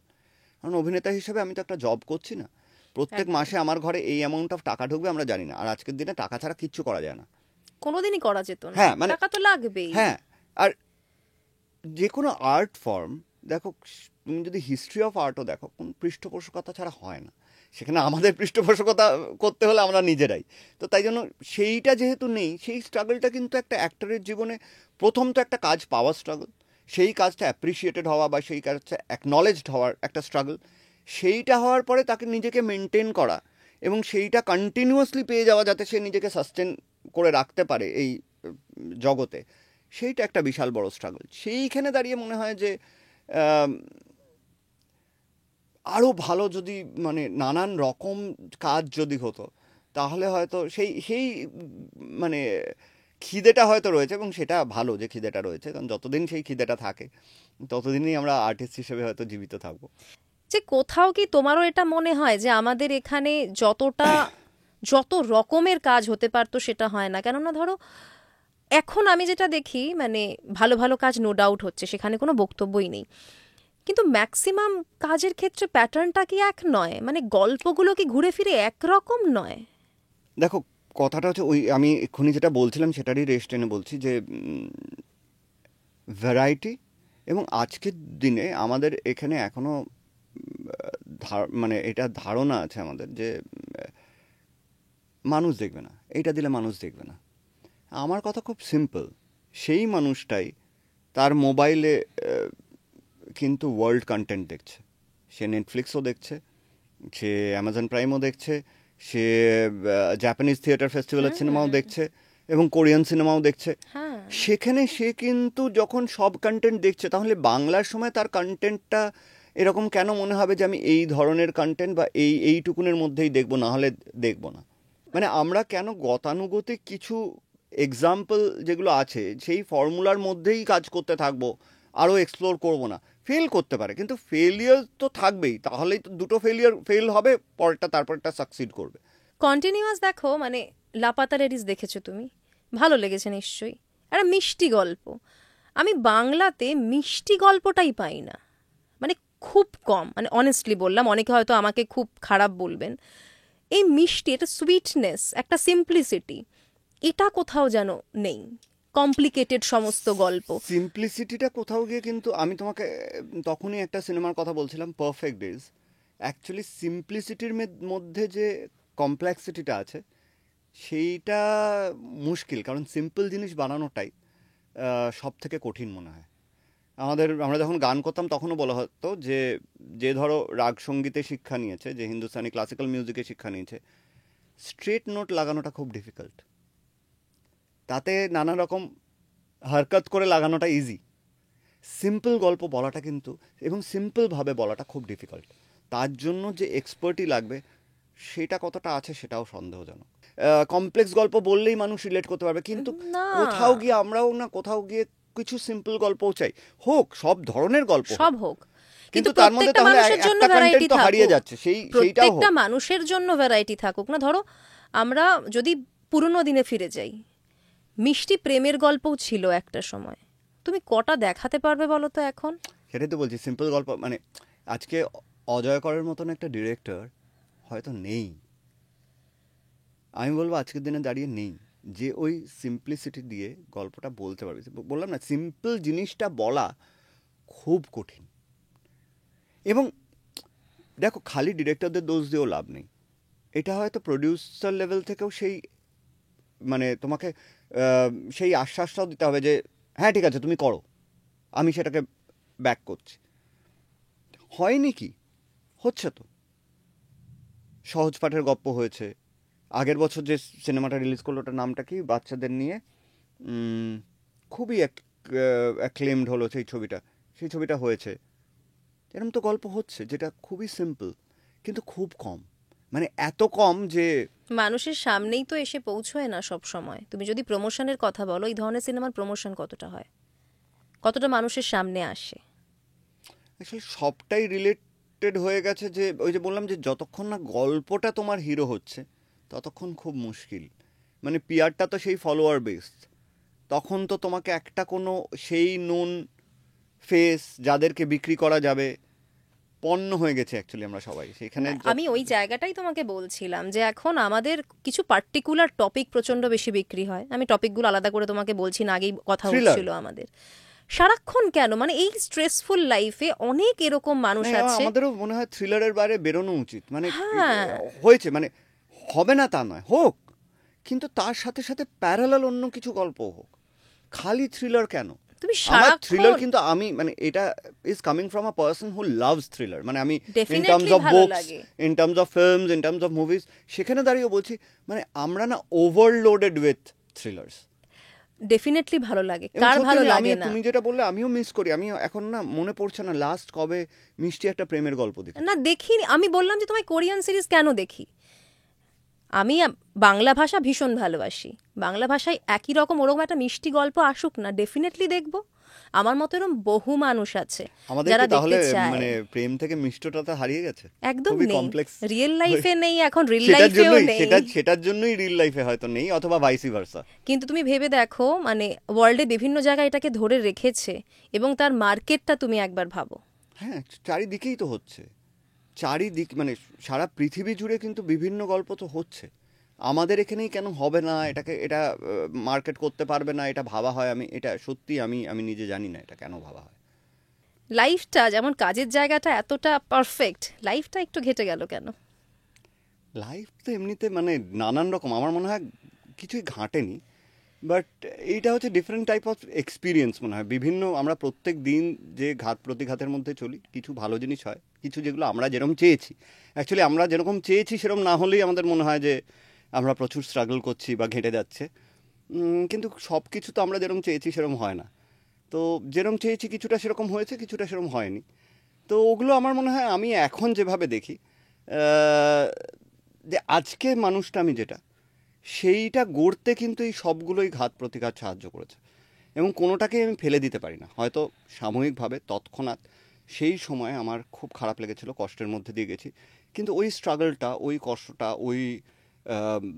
ওই জার্নিটাও খুব ইম্পর্টেন্ট ছিল আজকে সেই ম্যাচুরিটিটা আমার মধ্যে আসার, আজকে যে মানুষটা আমি এবং যে শিল্পীটা আমি, সেই শিল্পীটাও গড়ে তোলার জন্য ওই সময়টাও খুব ইম্পর্টেন্ট ছিল। একটা লেসন তো বটেই, কিন্তু তবুও যদি তুমি ভাবো যে লাইফ তো আমরা সবাই একরকমভাবে ভাবি যে একটা সিম্পল লাইফ হবে, বেশি আপস অ্যান্ড ডাউনস পার্সোনাল লাইফে কেউ চাই না আমরা। একদমই তাই। তো সেখানে যখন লাইফে একটু টাফ ফেজ এলো, কিভাবে ডিল করলে? কীভাবে, প্রথম কথা তো আমি এক্সপেক্ট করিনি কখনো যে এরকম কিছু আসবে।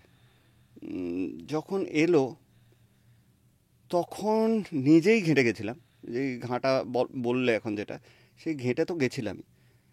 আমি নিজেও জানতাম না যে কী করে যে ডিল করব, কিভাবে এটা আমি আমি ভাবতেই পারছিলাম না যে কিভাবে এটা থেকে পেরিয়ে অন্য দিকটাতে যাব। মানে একটা বিশাল বড় ঢেউয়ের মতন তো সেই, তখন মনে হয় কিছুটা আমার ফ্যামিলি মানে মা, বোন, ওদের কাছে গিয়েই থাকতাম। তো তখন ওরা অনেকটা সময়, আমার ভাগ্নে অনেকটা সময় আমার নিয়ে নিত। কিন্তু টাফ সময় তো গেছে, সেই সময়গুলো নিজে ভেঙেছি, আবার নিজেকে উঠিয়েছি, সাইকোলজিক্যাল হেল্পও দরকার হয়েছে, সেটাও নিয়েছি আমার একজন বন্ধু সাইকোলজিস্টের থেকে। সেই সব নিয়েই আস্তে আস্তে তারপরে আমার মনে হয় সব থেকে বড় টিচার মনে হয় সময়। সময় যেভাবে মানে আমরা বলি অনেক কিছু, আজকে যে ওই মুহূর্তটা দিয়ে যাচ্ছে সে হয়তো ভাবে এসব জ্ঞান দিচ্ছে ফালতু, হ্যাঁ, কিন্তু সময় মনে হয় সবচেয়ে বড় হিলার। তোমাকে তো ওই ফেজটায় কিছুই বলতে শোনা যায়নি, তুমি কিছু বলনি, মানে আমি না এইটা খুব হলো একটা, কি করে, মানে কেন এই এই সিচুয়েশন দেখো ক্রিয়েট এই হলো এই কেন? এই আমি বলিনি এবং আজও বলবো না, তার কারণ একটাই আমি চিরকাল মেনটেন করেছি যে আমার মনে হচ্ছে যে দেখো আমার কর্মজীবনটা নিয়ে সবার যেরকম জানার অধিকার আছে, সেটার আছে, পার্সোনাল লাইফের কিছু বলতে গেলে যেই মানুষগুলোর সাথে আমার খুব ভালো একটা দিন সম্পর্ক ছিল তাদের সম্বন্ধে অনেক কিছু বলতে হয়, যেটা আমি পাবলিক করে তাদেরকেও ছোট করতে চাই না, নিজেকেও ছোট করতে চাই না। কারণ কিছু জিনিস না আমার অনেকটা মনে হয় যে এইসব নিয়ে বলা হচ্ছে অনেকটা থুতু ওপর দিকে ছেটানোর মতন, কিছুটা আমার গায়েও ছিটবে, নিজের গায়ে এসে একদম। তো সেই আমি তাদের দিকেও ছেটাতে চাই না এবং সেইটার মধ্যে জড়াতেও চাই না। যে বলছেন, যারা বলছেন ঠিক আছে, মানে তাদের সেটা মনে হয়েছে বলছেন, তাতে অনেকে আমাকে ভুল বুঝছে, হয়তো আমার অনেক দর্শক বন্ধু তারা ভাবছেন যে তার মানে ওই অ্যাট ফল্ট। হ্যাঁ, এই এই সেটা এই কারণেই সেটা আমি তোমাকে এই প্রশ্নটা হ্যাঁ, করলাম, কেননা সেটা আমি, অনেকের মনে কিন্তু এরকম ধারণা আছে। কিন্তু দেখো সত্যি কথা বলতে আমি একটা জিনিস, আমারও প্রথমে কি মনে হয়নি, আমার কি একটা দিনও, সত্যি কথা যদি জিজ্ঞেস করো যে আমার কি একটা দিনও মনে হয়নি যে আমি কিছু বলি আমার ওপরে এত লোকে ভাবছে, আমাকে নিয়ে এইটা ভাবছে, যেগুলো সত্যি নয়, যেগুলো আমি জানি সত্যি নয়। কিন্তু তারপরে আমি বুঝতে পেরেছি ওই কাদা ছোড়াছুড়িটা আমি করতেই পারবো না, ওই মানুষটাই আমি নই। সেকেন্ড কথা হচ্ছে যে এইটা করতে গেলে যে স্ট্রেসটা নিতে হবে এবং সেটার যে আফটার এফেক্ট, সেইটা নিয়ে যে প্রলংড যেটা চলবে, সেটার মধ্যে আমি থাকতে চাই না। দেখো, আমি তোমার ওই সাইডটায় একেবারেই ঢুকতে চাইবো না। একটাই প্রশ্ন আমার, সেটা হচ্ছে যে তোমার সন্তানের দিকটা তো একটা মা বাবার ক্ষেত্রে একটু সেন্সিটিভ, মানে মেয়ের সাথে দেখা হয় বা যোগাযোগ না, থাকে? কারণ খুব শর্টলি বলতে চাই, এটা আমি খুব বেশি করে বলতে চাই না। এমন কিছু ঘটনা ঘটেছে যেখানে আমি বাধ্য হয়েছি যে মানে আমাকে দেখতে দেওয়া হয়নি প্রথম দিকে। সেখানে নানান রকম বাধার সৃষ্টি হয়েছে, নানান রকম কথা হয়েছে, নানান রকম, কারণ ওই সময়টা তো আমার জন্য খুব একটা মানে সুন্দর ছিল না। আমিও তো সেই সময়টা কষ্টটা পেয়েছি, যেই কষ্টটার কথা মুখ ফুটে আমি কোনোদিনও বলিনি, তার মানে এটা নয় যে আমি কষ্টটা পাইনি। এবং একটা সময় দাঁড়িয়ে আমাকে একটা ডিসিশন নিতে বাধ্য হয়েছি যে না, সে যার কাছে আছে তার কাছে যেরকম সুন্দরভাবে বড় হচ্ছে সেরমভাবে হোক। কারণ একটা সময় দাঁড়িয়ে আমার মনে হয়েছে, তখন ওর মনে হয় 4 বছর বয়স, 17 তো 19 20 21, হ্যাঁ 21, 4 বছর বয়স, যখন আমার মনে হয়েছে যে আমি যদি এখন এটার মধ্যে ঢুকি এবং যেই সম্পর্কের টানাপোড়েন তৈরি হয়েছে, যেখানে যে ধরনের কাদা ছড়াছড়ি হচ্ছে, সেই কাদার ছিটে যেন তার ওপর না পড়ে, তার চেয়ে সে যেখানে যেভাবে যেই পরিবেশে বড় হচ্ছে, সে নিজের মতন যেটা দেখে বড় হচ্ছে সেটা দেখেই বড় হোক, তাকে নিয়ে যাতে টানা হ্যাচড়াটা না হয়। এবার সেটার সাথে কোনো মানুষ একমত হতে পারে যে হ্যাঁ ঠিক করেছে, কোনো মানুষ বলতে পারে একদম ভুল করেছে, করাই উচিত হয়নি এরকম। কিন্তু আমার তখন দাঁড়িয়ে মনে হয়েছে এটা ঠিক। আমি অ্যাজ অ্যান ইন্ডিভিজুয়াল আমার তখন দাঁড়িয়ে মনে হয়েছে যে এটাই ঠিক, এটাই করা উচিত। তোমার মুডটা অফ হয়ে যাচ্ছে, আমি বুঝতে পারছি। আমরা একটুখানি এই আলোচনাটা থেকে বেরিয়ে আসি। এটা তো গেল লাইফের একটা বড় পার্ট, এবং যে পার্টটা মনে করলেই তোমার মন খারাপ হয়ে যায়, চোখটাও খানিকটা ছলছল করছে। আমি একদম চাইছি না আর এই আলোচনাটা এভাবে কন্টিনিউ করতে। একটু ভালো সাইডে আসি। তো লাইফে ভালো কিছু হচ্ছে কি? আমরা তো বেশ গুজব টুজব গসিপ টসিপ শুনতে পাচ্ছি। ভালো কিছু হলে না আমি মানে ড্রাম পিটিয়ে বলতাম যে দেখো, কারণ আজকের দিনে আমার প্রায় না, আমার 45 বছর বয়স হয়ে গেল, আজকের দিনে না লুকোনোটার কিছু মনে হয় না, মানে এটা কোনো দরকার আছে? মানে আজকে যদি সত্যি আমি কোনো প্রেম করি, I will be the first person যে আর আমি অ্যাকচুয়ালি ছোটোবেলা থেকেই যখন প্রেম করেছি, আমি মা বাবার কাছেও কোনোদিনও লুকোইনি, আর আমার সারা পৃথিবীর কাছেও লুকোনোর কিছু নেই। কারণ প্রেমের মতন একটা সুন্দর জিনিস যদি আমি সত্যিই করি, আমি যদি সত্যিই আবার কোনোদিন প্রেম করি সেরমভাবে, তাহলে আমি নিশ্চয়ই মানে I will be the first person যে কেউ জানানোর আগে আমি জানাবো যে হ্যাঁ নিশ্চয়ই আমি একটা চোঙা নিয়ে বেরোবো না, হ্যাঁ এই দেখো আমি প্রেম করছি, কিন্তু কেউ জিজ্ঞেস করলে নিশ্চয়ই অ্যাকনলেজ করবো, কারণ সেটা মনে হয় সেই মানুষটাকেও একটা রেসপেক্ট দেওয়ার দরকার। সেখানে আমি লুকানো মানে তাকে আমি রেসপেক্ট, অনেকে পরিস্থিতির জন্য হয়তো লুকোতে হয়, কিন্তু আমার তো সত্যিই সেরকম কোনো পরিস্থিতি নেই। আমি আজকে একটা প্রেম করলে আমার মা বাবাও কেউ বারণ করবে না বা বলবে না এই তুই কেন প্রেম করছিস, এটা তোর বয়স নয়, বা আমার বোনও বলবে না, মানে আমার ফ্যামিলি মেম্বার্সরাও বলবে না, আর আমার পাশের লোকেরাও তারা বলবে তো না। নিশ্চয়ই চাইছেন যে তুমি এবার একটু সেটেল করো আবারও। ওরম করে চাহিদা আমার মনে হয় আমার মায়েরও নেই, বোনেরও নেই, কিরম কিছুই নেই। কারণ হচ্ছে তারা মনে হয় যে আমি যেটাতে শান্তি পাবো, আমি যেটাতে শান্তিতে থাকবো, আমি যেটাতে ভালো থাকবো, তাদের কাছে প্রায়োরিটিটা হচ্ছে ভালো থাকা, সেটা যেভাবে থাকে। তাহলে যে সমস্ত গসিপ আমরা শুনছি সেগুলো সম্পূর্ণ মিথ্যে? এখন অবধি তো একটাও সত্যি নয়, কারণ যার সম্বন্ধে শুনছো সে আমার খুবই ভালো বন্ধু, এবং আমরা মানে দুজনে দুটো আলাদা মানুষকে ভালোবাসি, সেইখান থেকে আমাদের বন্ধুত্ব শুরু, যে আমরা মানে পরিচয় অনেক বছরের, এবং এখন তো ফ্যামিলি ফ্রেন্ডস, মানে ফ্যামিলি ফ্রেন্ডসও বলবো না, উই আর লাইক ফ্যামিলি। মানে ওর মা, আমার মা, বোন, মানে সব অকেশনে আমরা একসাথে সেলিব্রেট করি, মানে সেখানে প্রেমের অ্যাঙ্গেলটা এখন অবধি আসেনি। তো তাই জন্য মানে সেটা সত্যি মানে লোকে বন্ধুত্বটাকে যেহেতু একসাথে দেখা যায়, এবার দেখো খুব সিম্পল জিনিস, মানে কোথাও যেতে হলে আমরা খুব কাছাকাছি থাকি, দুটো গাড়ি একই জায়গায় যাবে, দুই বন্ধু একসাথেই যাবে, ডেফিনেটলি। মানে এটার মধ্যে আমি আলাদা করে, এটা কোনো পুরুষ হলেও আমি একই করতাম। মানে তখন কি লোকে বলতো যে ও তাহলে ওর আর সৌম্যর আর ওই ছেলেটির একটা প্রেম আছে? এখন সেটাও বলতে পারে। না না, বলতে পারে, আমার তো চাই নিয়ে কোনো অসুবিধা নেই, যদি আমার সেরকম একটা প্রেফারেন্স থাকতো বলুক, কিন্তু কথাটা হচ্ছে যে ঠিক যেরকমভাবে সহজে ওটা বলে না, তাহলে একটা মেয়ের সাথে বন্ধুত্বটাকে এত ইয়ে করে দেখার কি আছে? এটা কিন্তু একদম ঠিক কথা, কেননা একটা মেয়ে বা একটা ছেলে যে বন্ধু হতে পারে না, এটা না, এবং ভুল মানে কথা। এবং হতেই পারে, না না, ডেফিনেটলি হতে পারে, এবং এবং ভালো সেটাই বন্ধু আমার মনে হবে। হয়, যদি যদি কোনোদিনও কোনো কারোর সাথে, মানে সেটা যে কোনো কেউ হোক, আমি যদি প্রেম করি সেটা আমার অস্বীকার করার কোনো জায়গা নেই, কারণ আমার মনে হয় প্রেমটা বলার মধ্যে একটা রেসপেক্ট দেওয়ার ব্যাপার আছে, যে হ্যাঁ আমি তার সাথে প্রেম করছি, আমার তো লুকোনোর কিছু নেই, কেন লুকোতে যাব? তাহলে লাইফে এখন তুমি একদম এই মুহূর্তে দাঁড়িয়ে single single? And not ready to mingle. তাহলে একদম যারা তোমার ফ্যানরা রয়েছে তাদের হ্যাঁ। আমি একটু আশার বাণী দিচ্ছিলাম, তুমি সঙ্গে সঙ্গে কেটে দিলে। এরম করলে কিভাবে হবে? না খুব একটা যে দেখো এখন না, মানে যদি কোনোদিনও ওইটা কারোর প্রতি ডেভেলপ করে তো ন্যাচারালি যেরমভাবে করার সেরমভাবে করবে, কিন্তু আমি এখন দূরবীন নিয়ে খুঁজতেও পাচ্ছি না, আর ওই সময় এফার্ট ওই মানসিকতাও হয়তো নেই, অনেকটা ম্যাচিওর্ড হয়েছে, অনেকটা বুড়ো হয়েছি, সেই আহ, বুড়ো মনে হয় অনেক বেশি নিজের গাছপালা, নিজের মিউজিক, নিজের কাজের থেকে হচ্ছে সেই কাজটার প্রতি যে অ্যামাউন্ট অফ ওয়ার্ক লাগে আগের, নিজের বই পড়া, নিজের জগৎ একটা আছে আমার, সেই নিজের পৃথিবীটার মধ্যে থাকতে আমি খুব ভালোবাসি। এবার যদি কারোর প্রতি সেটা কোনোদিনও ডেভেলপ করে তাহলে করবে, সেটা মানে এটা নিয়েও আমি কিন্তু ক্লোজ নয় যে না আমি কারোর প্রতি আমার আর কোনোদিন কিছু ডেভেলপ করবে না, আমি ক্লোজ, আমার কোনোদিন আর প্রেম হবে না, এরম নয়। কিন্তু ন্যাচারালি যদি সেটা কখনো কারোর প্রতি ডেভেলপ করবে তখন বলবো হ্যাঁ আমি একটা প্রেম করছি। তাহলে আমরা সেই অপেক্ষাতেই থাকলাম কোনো গুড নিউজ তোমার কাছ থেকে শোনার জন্য। Thank you.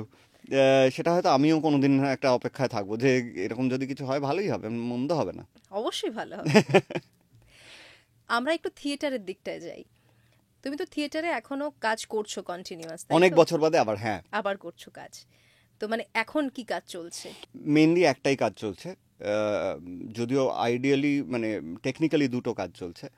একটা তো হচ্ছে যে দেবেশদার শের আফগানে আমি একটা ছোট্ট পাঠ করি, খুবই ছোট্ট পাঠ বললে দেবেশদা খুব রেগে যায়, কারণ বলে ওটা খুব গুরুত্বপূর্ণ একটা চরিত্র। তো সেটা একটা অনগোয়িং, সেটা চলছে, 2 বছর হয়ে গেল। আর মঞ্চে একটা ফেলুদা হয়, যেটা অঙ্কুর নাট্যদল আহ, তারা করছেন। শুভদীপ দা হচ্ছে ওটার ডিরেক্টর। গোলাপি মুক্তা রহস্য, সেই গল্পটা মঞ্চে মানে মঞ্চস্থ হয়, সেটাতে আমি ফেলুদার অভিনয়টা করি। এবং আমার মনে হয় এইটা আমার কাছে বিশাল বড় একটা পাওয়া, কারণ একে তো ফেলুদা একটা ড্রিম চরিত্র। মানে ছোটবেলায় যখন ফেলুদা করেছি আমি মানে তখন আমরা নিজেরা কখনো তোপসে হয়েছি, কখনো ফেলুদা হয়েছি, তখন তো জানতাম না অভিনয় করব। কিন্তু যখন অভিনয় করতে শুরুও করেছি, যখন চারিদিকে দেখছি ফেলুদা হচ্ছে, তখন মনে হতো যে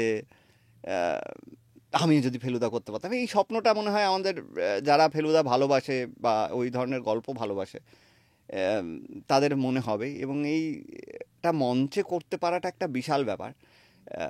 প্রথম কথা আমি সবসময় বলি যে 2 ঘন্টা আমি ফেলু হিসেবে বাঁচতে পারি। মানে স্ক্রিনে করার মধ্যে তো অ্যাকশন আর কাটের মাঝখানে আমি ফেলু হচ্ছি, তারপরে আর হচ্ছি না বা তার আগে আর হচ্ছি না, কিন্তু মঞ্চে ওই 2 ঘন্টা আমি ফেলু হিসেবে বাঁচছি। এবং দর্শকের একেবারে সামনাসামনি এসে পারফর্ম। হ্যাঁ, এবং ওই ইন্টারাকশনটা, কারণ আমার একটা অদ্ভুত জিনিস হয়, আমি যখন মঞ্চে থাকি আমি কালো মাথাগুলো দেখতে পাই না। আমি জানি না কেন, কিন্তু আমার হয় যে আমি ওই ওই মানে আমার মঞ্চের বাইরে কারা বসে আছেন আমি কোনোদিনও আমার সেই দিকে চোখও যায় না এবং আমি বুঝতে পারি না, আমি দেখতে পাই না ওখানটা। কিন্তু তারপরে যখন ওই ইলিউশনটা ভাঙে, মানে আমারও তো একটা ইলিউশন, যেরকম দর্শকদের ইলিউশন আমারও একটা ইলিউশন, সেই ইলিউশনটা যখন ভাঙে তখন যে রিয়াকশনটা পাই তখন দারুণ লাগে। মানে আমার মনে আছে প্রথম শোটার পরে একটি বাচ্চা মেয়ে, সে একটা ফেলুদারি বই নিয়ে এসেছিল এবং আমি সই করতে গিয়ে আমি ফেলু হিসাবেই সই করেছিলাম। তারপর থেকে এটা একটা ট্রেডমার্ক হয়ে গেছে যে আমি মঞ্চে থাকাকালীন এবং মঞ্চের পরে যারা মানে এক তো খুব কমই আজকাল মানে অটোগ্রাফ নিতে, হ্যাঁ, কিন্তু তাও আমি দেখেছি মানে চল হলেও প্রচুর মানুষ অটোগ্রাফ নিতেও আসেন এবং যারা আসেন তাদেরকে ওই ফেলু হিসেবেই মানে অটোগ্রাফটা দিই, সেখানে সৌম্য প্রাধান্য পায় না। এটা একটা দারুণ ব্যাপার, দারুণ ব্যাপার, দারুণ ব্যাপার। এটা একটা মানে সত্যি এটা আমার কাছে বলতে পারো একটা শিল্পী হিসেবে, অভিনেতা হিসেবে একটা লাইফ চেঞ্জিং ব্যাপার। বড় পর্দাটা কেন হচ্ছে না বা ওই জায়গাটায় কি সমস্যা হচ্ছে? এটা না সত্যি আমিও জানি না, কারণ মানে সেরম কোনো চরিত্রে আমি ডাক পাইনি। মানে এটা তো মানে আমার মনে হয় প্রডিউসার ডিরেক্টররা বলতে পারবেন কেন ওনাদের এখনও মনে হয় না, হয়তো যে কোনো কারণে কনভিন্সড নন ওনারা হয়তো, যে আমি বড় পর্দাতে অভিনয় করতে পারি। আমার কোনো ব্যারিয়ার নেই মানে যে আমি বড় পর্দায় অভিনয় করব না এরকম। অবভিয়াসলি সবাই নিজে মানে, যদিও একদম যে বড় পর্দায় অভিনয় করিনি তা নয়।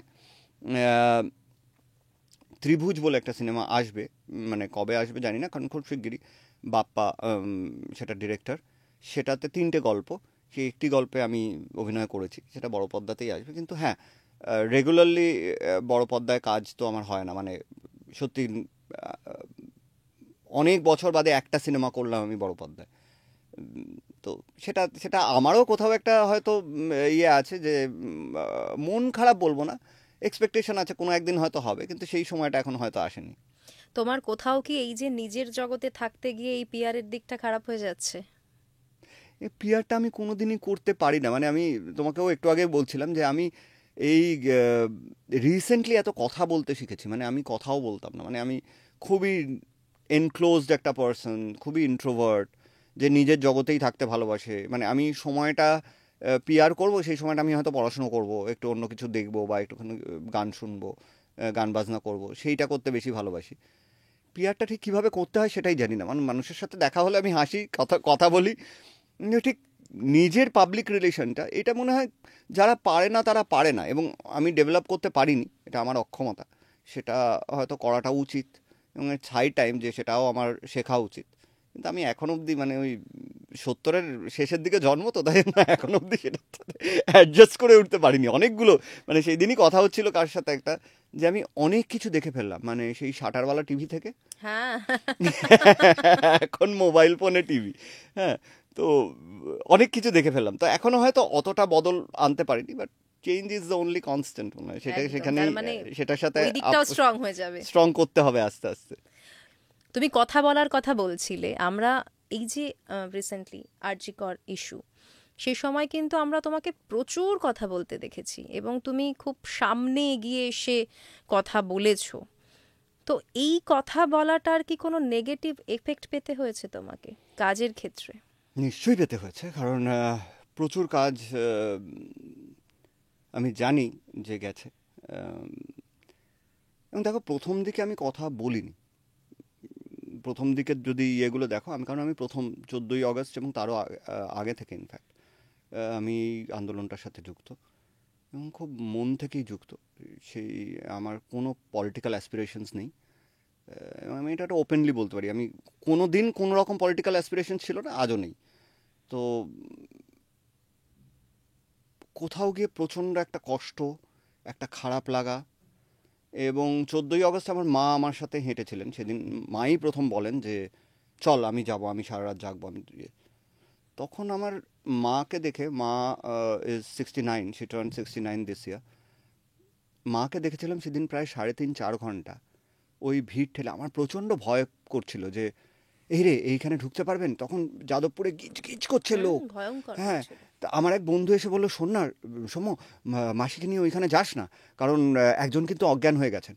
মা বলছেন না, আমি যাব। এবং আস্তে আস্তে আস্তে আস্তে দেখলাম প্রায় 3:30-4 নাগাদ উনি বাড়ি ফিরলেন। সেদিন আমি বুঝতে পারিনি যে মা অতক্ষণ কী করে হাঁটলেন। আমি যখন নিজে বোঝার চেষ্টা করেছি তখন বুঝেছি অনেক না বলা কথা মা হয়তো সেদিন হাঁটার মধ্যে বলে দিলেন আমাকে। অনেক অত্যাচার, অনেক কিছু সারা জীবন ধরে যেটা তাকে ফেস করতে হয়েছে, বিভিন্ন সব কিছু তো কারোর সাথেই হয়তো শেয়ার করতে পারেননি। তখনকার দিনে মানুষ মা বাবার কাছে তো নিশ্চয়ই শেয়ার করতে পারেননি, নিশ্চয়ই হাজব্যান্ডের সাথেও শেয়ার করতে পারেননি। ছেলেমেয়ের সাথে তো তাদের একটা বেরিয়ার আছেই যে শেয়ার করতে, মানে বেরিয়ার, মানে মা আমার খুব ভালো বন্ধু, কিন্তু তার প্রবলেমের কথা, তার ওপর যে টর্চারগুলো হয়েছে হয়তো সেই কথাগুলো কোনোদিনই হয়তো মুখ ফুটে বলতে পারেনি। কিন্তু সেদিন প্রত্যেকটা পদক্ষেপের মধ্যে আমি নোটিস করেছি এবং তখন আমার মনে হয়েছে যে নো, ইটস টাইম যে আমি উঠে দাঁড়াই। তার এফেক্ট, তার এফেক্ট সাইড তো, এফেক্ট কি হলো? সাইড এফেক্ট তো আমার বন্ধু বান্ধবদেরও হয়েছে, আমারও হয়েছে। কাজ গেছে। আমাদের পুজোর সময়, দুর্গাপুজোর সময় বেশ কিছু শোজ গেছে। কিছু শোজ আমরা নিজেরাও করিনি, যে আমাদের মনে হয়েছে তখন যে না, লোকে অনেকে বলেছে যে তোমরা উৎসবে ফিরবে না বলে তোমরা আবার এক্সপেক্ট করছো শোজ। উৎসবে ফিরবো না ওয়াজ আ ডিফারেন্ট স্টেটমেন্ট অলটুগেদার। সেটার মানেটাকে বিভিন্নভাবে লোকে ধরেছে। লোকে ভেবেছে আমরা দুর্গাপুজোর বিরুদ্ধে। দুর্গাপুজোর যে বিভিন্ন মানুষ কাজ করে খান সেই সময় তাদের রোজগারের বিরুদ্ধে, তা তো নয়। আমার personally Durga Puja as a celebration দাঁড়িয়ে সেলিব্রেট করতে ইচ্ছা করছে না। আমার ভেতর থেকে সেই টানটা অনুভব করছি না। আমি নিজে সারা বছর অপেক্ষা করে থাকি দুর্গাপুজো কবে আসবে, সেই 4টে দিন। এবং আমি কিন্তু বিশাল কিছু যে ফ্যামিলিকে নিয়ে বেরোচ্ছি, আমি ঘুরি, আমি প্রত্যেকটা প্যান্ডেলে ঘুরি, গিয়ে প্যান্ডেলের মধ্যে বসে থাকি, দুর্গা প্রতিমার দিকে তাকিয়ে বসে থাকি। আমার কাছেও কিন্তু সেটা একটা বিশাল বড় জায়গা। সারা বছর আমিও অপেক্ষা করে বসে থাকি, কিন্তু এই বছরটা। এবং তারপরে অষ্টমীর দিন যখন কাকু কাকিমার কাছে গেলাম, অভয়ের মা বাবার কাছে গেলাম, তখন দেখা করলাম, তারপরে তো আরও মনটা তখন ভেঙে গেছিল, প্রচণ্ডই কষ্ট হয়েছিল। সেই কষ্টটা তো এখনও ভাবলে চোখে জল আসে, ভেতরটা কীরকম একটা হু হু করে যে। এবং আমি সত্যিই জানি না, আমাকে আজকেও একটা বন্ধু ফোন করে বলছিল কি হলো রে, কিছু হবে না? দেখ, এখন আর না কোনো এক্সপেকটেশন নিয়ে যদি আমি এগোই তাহলে আমার খালি মনে খারাপই হবে। তাই জন্য আমার যেটা করণীয়, আমার যেটা কাজ, সেটা আমাকে করে যেতে হবে। এবং তার সাথে আমার মনে হয় আমাদের লাইফটা যেরকম, আন্দোলন has become a part of our lives, যারা আমরা সেটাতে আছি। এটা নয় যে আমি আন্দোলন করছি মানে আমার অন্য জীবনের আমি কাজও করব না, আমার জীবনের অন্য দিকগুলোও দেখব না। হ্যাঁ, সেগুলোও যেমন চলবে, আন্দোলনটাও মানে তার সাথে সাথে হাত মিলিয়ে চলবে যতদিন না এই বিচারটা হচ্ছে। এবং আমার মনে হয় যতদিন না এই পরিস্থিতিটা বদলাচ্ছে, I have nothing against any particular political party or a political person. আমার কাছে এই ঘটনার জন্য যারা প্রত্যক্ষ বা পরোক্ষভাবে দায়ী, তাদের শাস্তি পাওয়াটা জরুরি, প্লেন অ্যান্ড সিম্পল। এর থেকে বেশি কিচ্ছু নয়। এটা হয়তো ম্যাক্সিমাম মানুষেরই দাবি। প্রতিবাদ তো শিল্পর মাধ্যমে প্রতিবাদ তো হয়েছে, চিরকাল হয়েছে। শিল্পীরা প্রতিবাদ করেছে, এবং যে কোনো ক্রুশিয়াল এইরকম মুহূর্তে সেটার মানে তোমার আর্টের ওপরে সেটার এফেক্ট পড়বে এবং সেইটা আর্টে তার প্রতিফলন দেখা দেবে, সেটা তো খুব স্বাভাবিক। মানুষের না হলে তো জীবনে সেই যেটা সময়টাই যদি চলছে- আর্টটা না ধরে তাহলে সেই আর্টটারও মনে হয় আর কোনো ভ্যালু নেই। সমাজে যা চলছে, মানুষের জীবনে তার যা তো চলছে, reflection সেটাই থাকা উচিত। রিফ্লেকশন আর্টের উপর চলে আসি। আজকের এই আলোচনাটায় যেটা হলো, মানে সৌম্যদাকে আমরা একটু অন্য রকম ভাবে পেলাম, কেননা রিসেন্টলি তো আমরা শুধুমাত্র আন্দোলনের কথাই শুনেছি, তার পার্সোনাল লাইফ, কিছু না বলা দুঃখের কিছু মুহূর্তের কথা, খুব হ্যাপি মোমেন্টসের কথা, সবকিছু মিলিয়ে আমার যেন মনে হলো একটা কম্প্যাক্ট একটা আড্ডা হলো, তাই না? তোমার মনে হয়েছে তো? আমার কিন্তু ব্যাস। মনে হয়েছে। আমি তো বকে গেলাম, তোমার মনে হওয়াটা দরকার যে কম্প্যাক্ট একটা আড্ডা হয়েছে, তোমার ভালো লাগাটা দরকার। আমার তো খুব ভালো লেগেছে, আশা করি আমাদের দর্শকদেরও প্রচন্ড একদম। ভালো লাগবে, কেননা তোমাকে খুব কাছ থেকে জানতে পারবে মানুষ। থ্যাংক ইউ, অনেক ধন্যবাদ, অনেক ভীষণ ধন্যবাদ। ভালো লাগলো Thank you. গল্প করে। Thank you, same here.